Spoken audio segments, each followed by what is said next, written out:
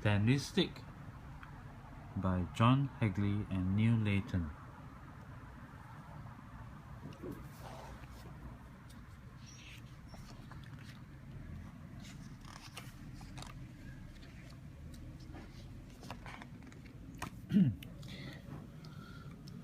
Stanley stands on Stockport Station with his stick.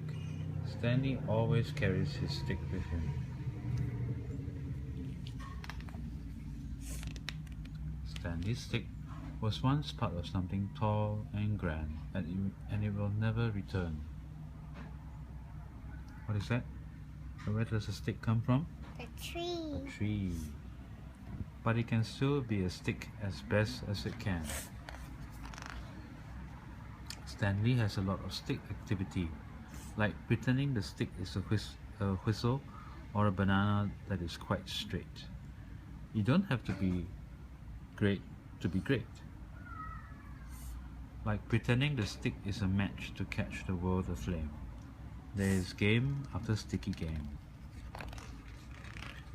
Look! It's a dinosaur that isn't extinct. It's a Stickosaurus.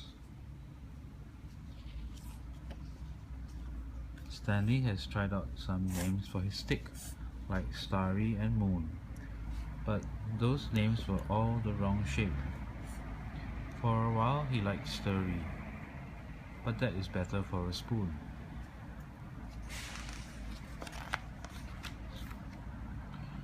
Stanley's stick is good for writing in the sand in languages only Stanley can understand.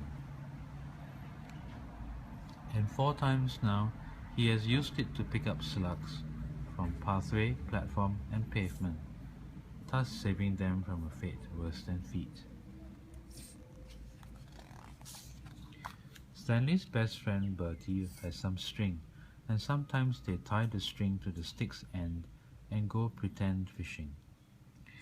Because the fish are pretend, no fish get hurt. Look, they fish from a bucket.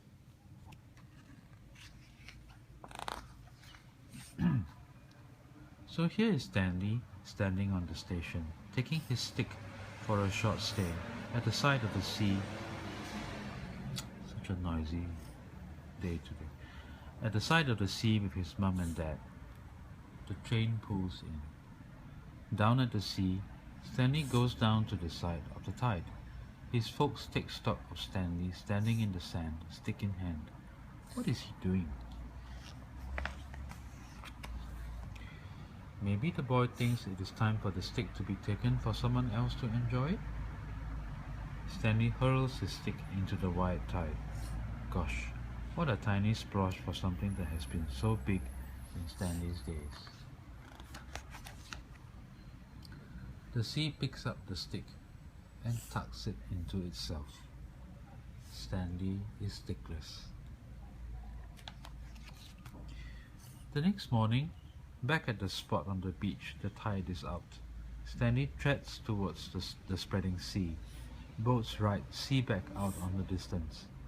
Stanley decides to look for interesting sticks, for other sticks which have been carried twiggy back upon the turning tide.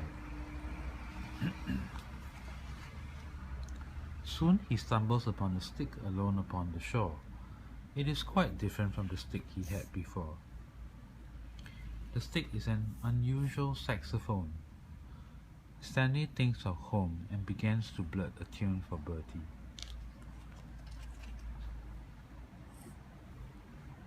Now Stanley stares through his stick telescope at the sea. It is wonky. And this stick Stanley knows the name of. It is called Fantastic.